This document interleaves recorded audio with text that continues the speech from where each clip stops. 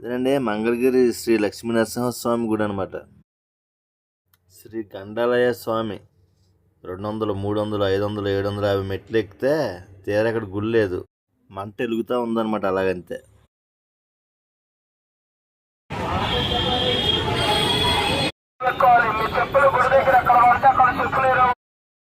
కాశీలో గంగా నది దగ్గర గంగా ఘాట్ అనమాట ఇది. మొత్తం కాశీ వస్తాం. ముందు కాలభైరవ గుడిలోకి వస్తాం.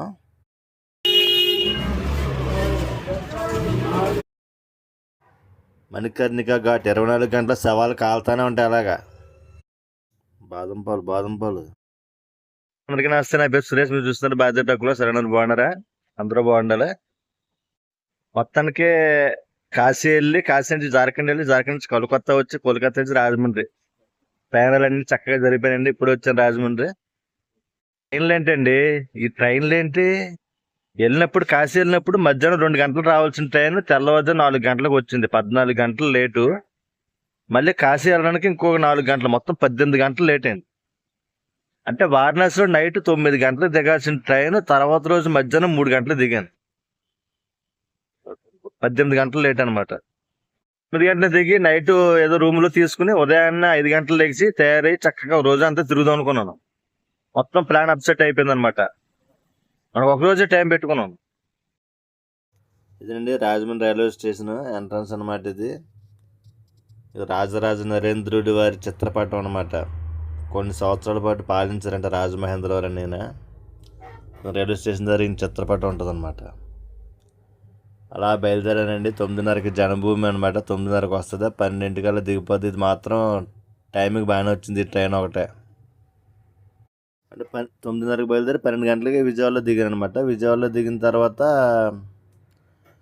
మధ్యాహ్నం 2 గంటలకు రావాలి ట్రైన్. అది అయితే లేటు, బెంగళూరు నుంచి రావాలన్నమాట. స్పెషల్ ట్రైన్ అంట. స్పెషల్ ట్రైన్లు అన్నీ లేట్ అవుతాయని చెప్పి నాకు ఇప్పుడే తెలిసింది. ముందుగా తెలుసు కానీ మరీ 12 గంటలు 14 గంటలు లేట్ అని మాత్రం అనుకోలేదు. ఇంతలో టైం వేస్ట్ ఎందుకని చెప్పి బస్సు ఎక్కి మంగళగిరి బయలుదేరానమాట. పానకాల స్వామి గుడి అది 4 గంటలకు క్లోజ్ చేస్తారంట చెప్పారు. అందుకని చెప్పి బయలుదేరనమాట. ఇది మంగళగిరి అనమాట. తాడేపల్లి దాటిన తర్వాత హైవే నుంచి తాడేపల్లి దాటిన తర్వాత మంగళగిరి అనమాట. ఇలా లోపలికి వెళ్ళాలి. ఈ బస్సు చుట్టూ తిరిగి వెళ్తుంది అనమాట. ముందుగా ఎయిమ్స్కి వచ్చింది. ఇది ఎయిమ్స్ అనమాట అండి. చూసారు కదా, చుట్టూ పచ్చదనం బాగుంది. ఎయిమ్స్ అంటే తెలుసు కదా, all India institute of medical and sciences, central government వారిది అనమాట.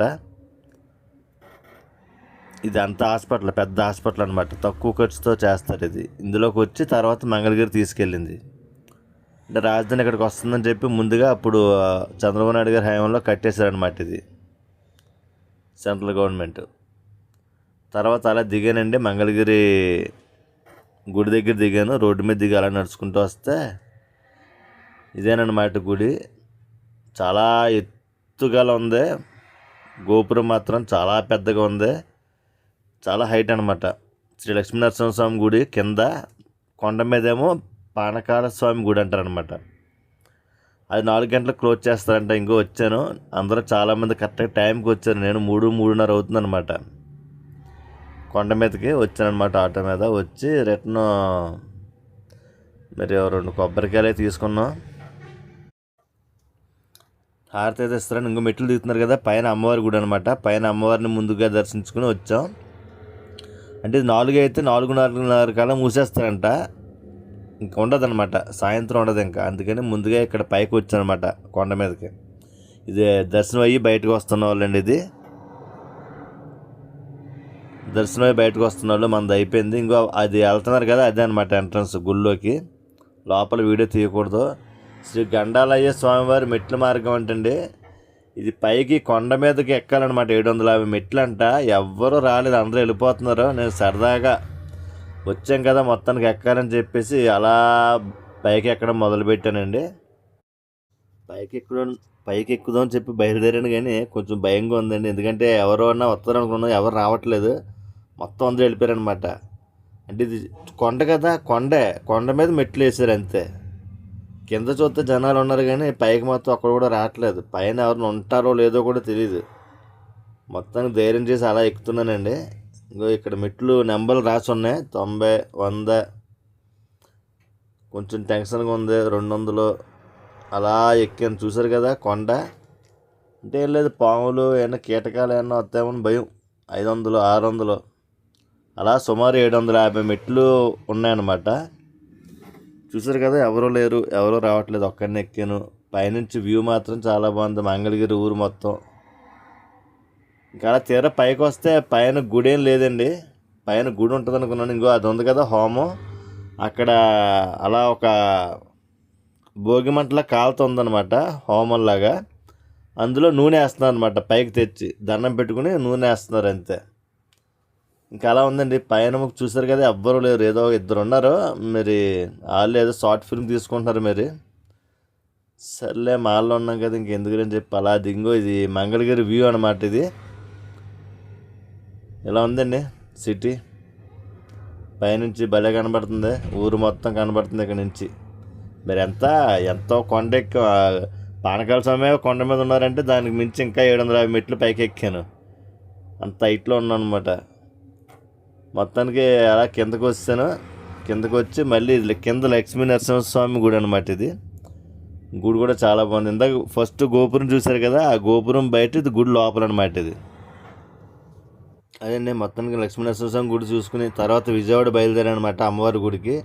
అంటే ట్రైన్ 12 గంటలకనే అనౌన్స్మెంట్ ఉంది, అందుకని చెప్పేసి ఇంతలో ఈ గుడి 8 వరకు ఉంటుంది, పైన గుడి 4 వరకు ఉంటుంది. విజయవాడ కనకదుర్గమ్మ గుడి 10 గంటల వరకు ఉంటుంది అనమాట. అందుకని ఇప్పుడు విజయవాడ వచ్చాను. ఇక్కడ కృష్ణానదిలో చక్కగా కృష్ణా నదిలో స్నానం చేసి ఇంకా అలా పూజ చేసుకుని గుళ్ళోకి వెళ్ళి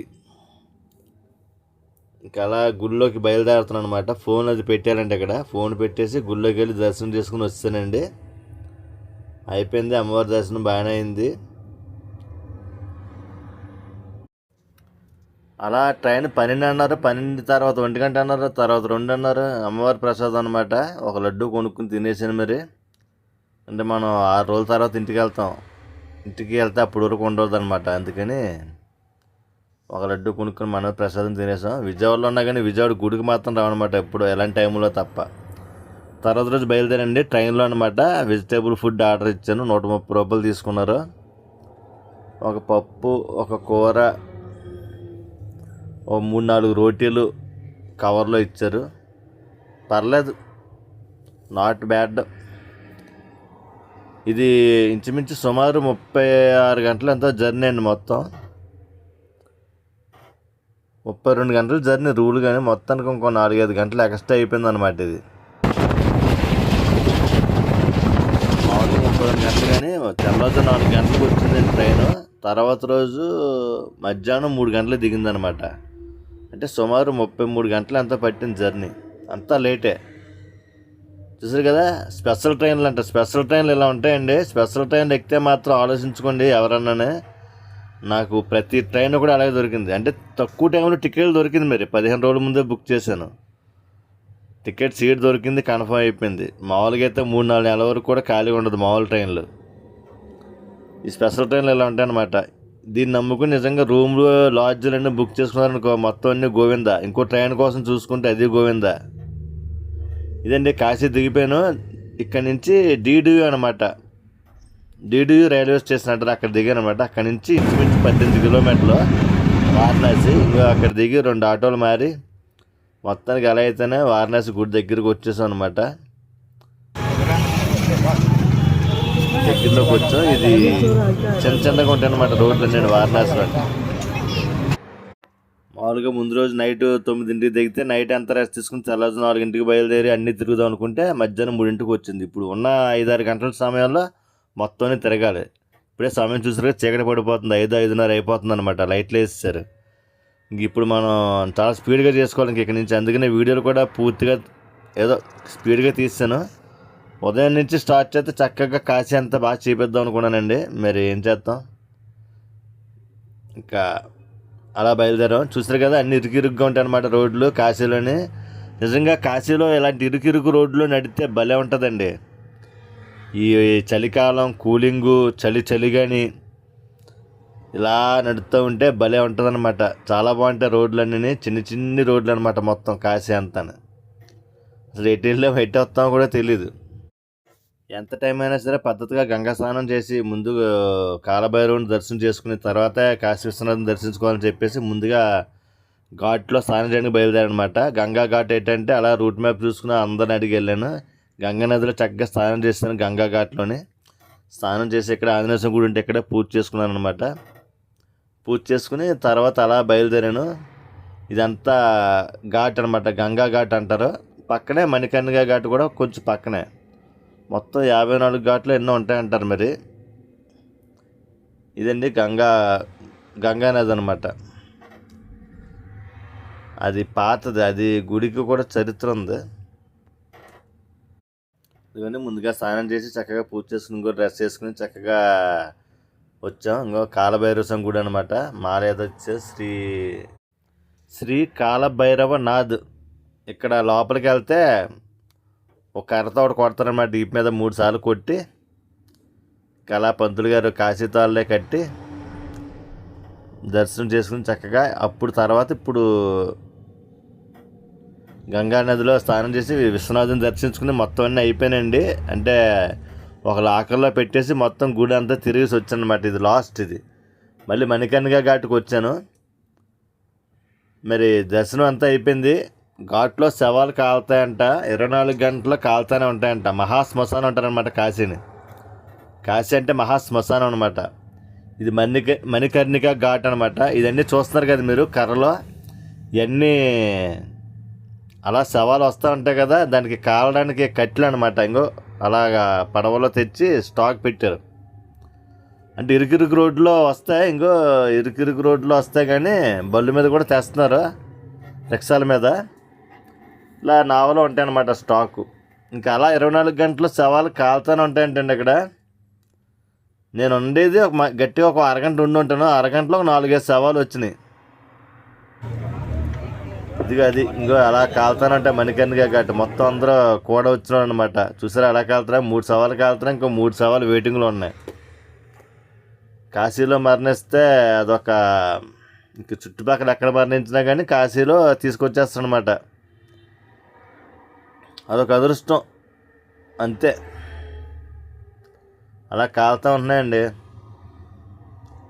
ఇంక లాస్ట్లో క్లైమాక్స్లో చూసి వెళ్దామని చెప్పేసి ఇంక ఇది కూడా చూశారనమాట. మొత్తం అన్నీ ఇరుకు రోడ్లో రిక్షాలో తెస్తున్నారండి కర్రలో.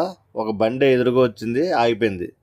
ఏదో కొంచెం కష్టపడి అందరూ హెల్ప్ చేస్తే మొత్తానికి క్రాస్ వెళ్ళిందనమాట బండి.